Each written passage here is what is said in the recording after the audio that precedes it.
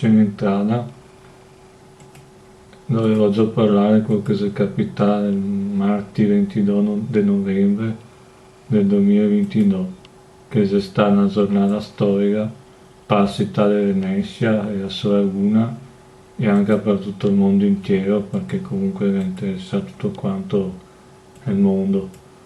Il Mose è entrato in funzione dopo una previsione di 170 cm d'acqua e senza il Mose in funzionamento forse sarebbe stato negato tutto, probabilmente la città sarebbe stata sommersa, negata.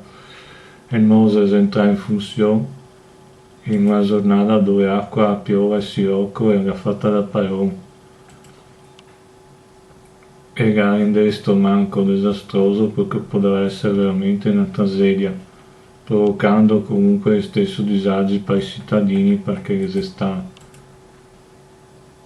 difficoltà, dico per anche i mesi e tutte le robe varie.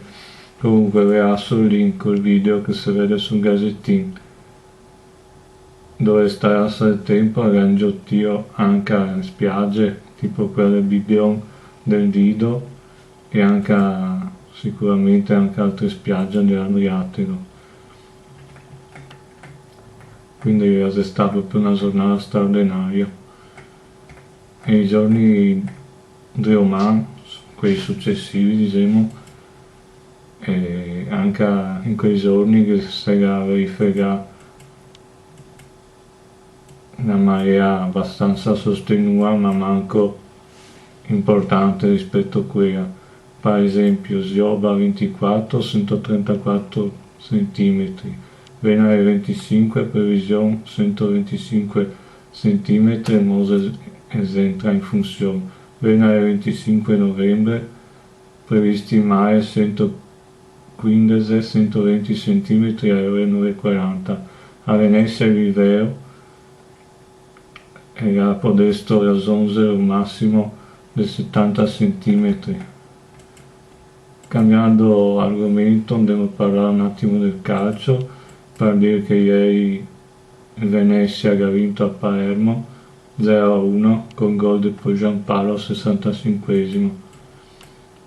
Un'altra nota importante volevo segnalare a San Polo in città e i gondolieri che se gane se andai a ancora mucho de scolarse,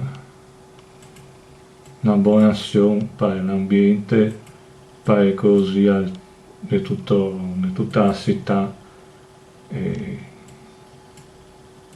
una bella notizia insomma per l'ambiente, per gli ambientalisti, per tutto quanto. Continuate a seguire il notiziario e ci vediamo nel prossimo video.